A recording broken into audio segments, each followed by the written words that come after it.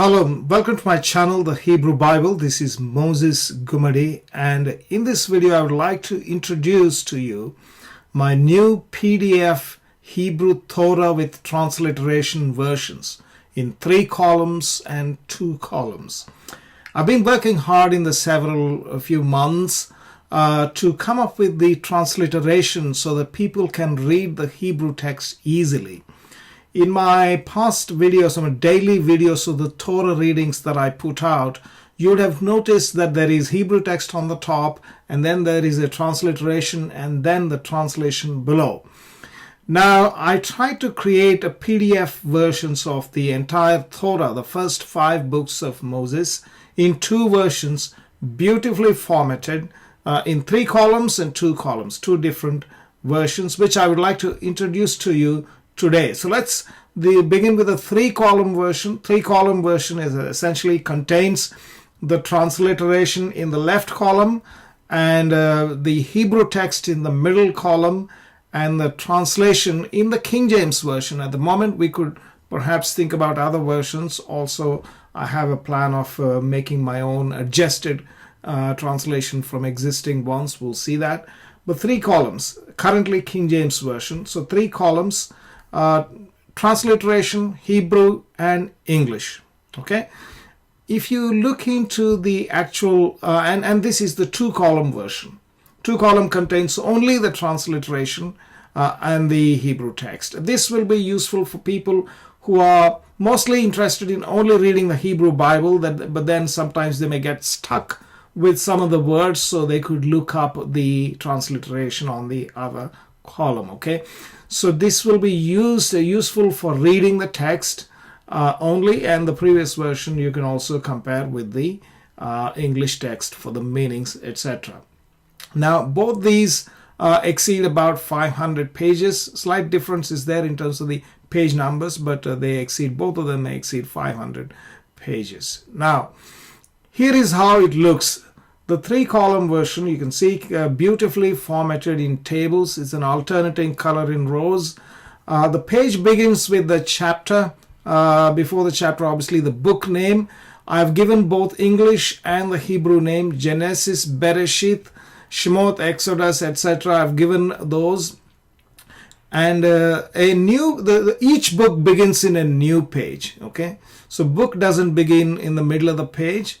So you have the chapter 1 always beginning in a new page, and you have got 3 columns, beautifully formatted with nice, beautiful font, clearly readable. In fact, you can pinch and zoom it. This will be a PDF, and you can see that this can be zoomed. Each word could be zoomed at a very high zooming, magnification, and you can see the letters are so clear. Okay, so this is another page where the new chapter begins within the page. So the new chapter can begin within the page, and you see the table ends, the previous chapter table ends, and the new chapter table begins under this title, chapter 4, etc. Another feature is obviously there is a header that you can see. Even in the previous, you can see here there is a header. If you look at more closely, on the left side you have the book of the Bible, of the Torah mentioned, and in the center you have the page number, and on the other side you have this verse range. This will be easy for you to flip through the book. Basically, it tells you that this page covers chapter 3 verse 23 onwards till chapter 4 verse 10. Okay, so these are all there in every page. Further, now coming to the text itself and the transliteration. So this transliteration is my own scheme and developed personally, right? I try to make it easier for people to read. There are some special symbols, as you can see, in order to provide accuracy. Otherwise, I try to make them as close to English as possible and as intuitive as possible for readers to read it. For example, here I read this, Veha Adam Yada et Hava Ishto Vatahar Veteled et Kain. So if you see here again, Veha Adam Yada et Hava Yishto Vatahar Vateled et Kain. So Kain again with a Q rather than K. etc. So these are accurately transcribed in the transliteration, and anyone can easily read it. Maybe one or two symbols you may not be familiar, which I'm going to show you shortly. But this is how it is formatted. Now, within the PDFs, both versions, okay, I have given separate pages right in the beginning of the transliteration scheme for the consonants, as well as a transliteration scheme for the vowels, which I will discuss below. Now, coming to the transliteration scheme for the consonants, right?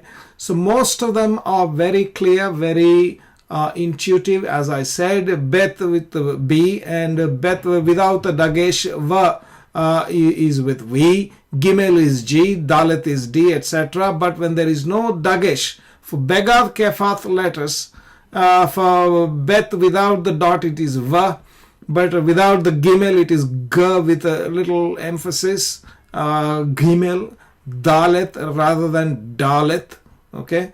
And Hey, Vav, Zain, Het has a dot, H, instead of saying Het, you say Het, and this distinguishes Het with Chaf, which is a bit more harsh. Here you have Chaf, which is KH. Otherwise, the remaining symbols are pretty straightforward to know.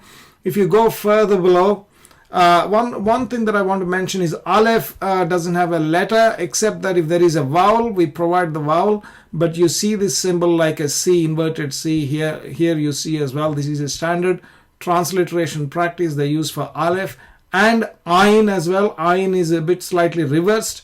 Here you can see why is A there here, because Ayin has a patach underneath, and so patach is the vowel and the vowel is A. So you can easily read Ayin, but you know this Ayin begins with Ayin, not Aleph, because of that symbol there. Similarly, go back, Aleph begins with that A symbol.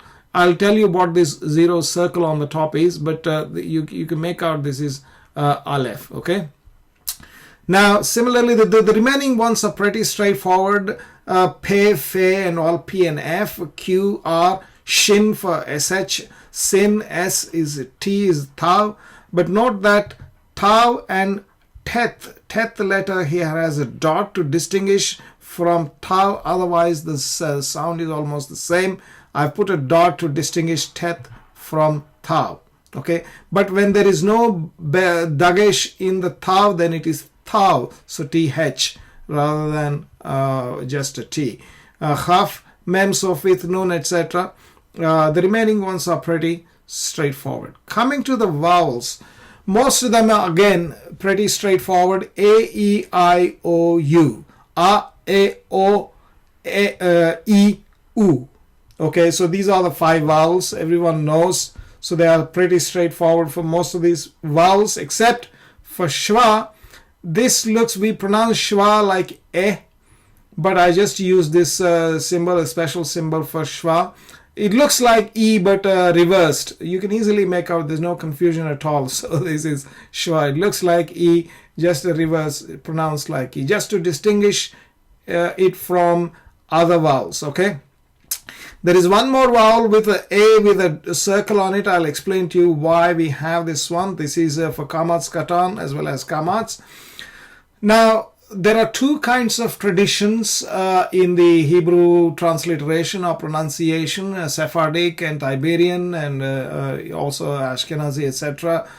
Some people pronounce the regular biblical Hebrew teaching in the universities. They pronounce Kamatz Katan as O and pronounce Kamatz as A. So you can put BA and this is BO. That is straightforward. However, the symbol for Kamatz Katan and Kamatz is being the same. There are certain rules. I have a separate video on the Kamatz Katan, which I'll provide a link below. You can see that. But unfortunately, the rules that are given in the grammatical books, grammar books, do not work all the time. There are always exceptions. And so how did the original guys, the Tiberians who put in these vowels symbols, how did they pronounce? The Tiberians did not follow what the grammar textbooks teach nowadays. They follow what is known as, the both Kamatz Katan and Kamatz, they did not distinguish between these two. They used a sound called O, that is in between A and O is like half O, which is like O. Okay, like caught, pot. Not port, but pot. Like, so that's sort of a sound. And therefore, I've used a special symbol with a A on the top, with a zero, with an O on the top, A with an O on the top, so that you can decide whether to pronounce it as A or O, or, like the Tiberians, O. So I'm just trying to replicate the kamatz or kamatz katan symbol with an A with a circle on the top. That's the purpose of that sound, to ensure that we get it right. So this is the only thing, and it looks like A, so you can just pronounce it. Otherwise, there is no problem at all. The rest of the symbols for the vowels, if there is a dash or like we have a hat here, they are supposed to be longer, like be, bo, boo, etc. B. Or if there is a H in the end, then is O, ah, etc. So these are better longer. So they're quite natural. There is nothing difficult to read the text. Now, coming to the transliterated Torah in 2 columns, as I said, it just has 2 columns, transliteration and the translation. It looks again, this is again the magnified view of the first page. Bereshit bara Elohim et hashamayim ve'et ha'aretz. Very clear, you can read it. Bereshit bara Elohim et hashamayim. So that dagesh is there. So you have double S, hashamayim ve'et ha'aretz. So this is tzadeh. And Sadeh has TS with a dot underneath, and so you can distinguish all of these. Vavohu here, Tohu Vavohu. The TH because the Tohu doesn't have dagesh there. So it's accurately transcribed, all of it, precise. A lot of hard work has been put into this. And again, in the middle of the page, if the new chapter begins, this is how it looks like in the previous case. And it has this, book name on the top and the page number. And on the other side, you have the text range, like from chapter 2, verse 24 to chapter 3, verse 9, etc. Okay. Again, it's the same text. This is the zoomed version of the text. Vehannahash hayya arum mikol hayyat hasadeh asher asa Adonai Elohim vayomer el hayisha Af ki amar Elohim lo tochelu mikol etz hagan. Now, I read it from the transliteration, as you can notice, not from the Hebrew. I mean, you can read in both sides. It's just the same. So that brings us to the end of this video. I've got 2 versions of PDF Hebrew Torahs. Okay, each of them more than 500 pages.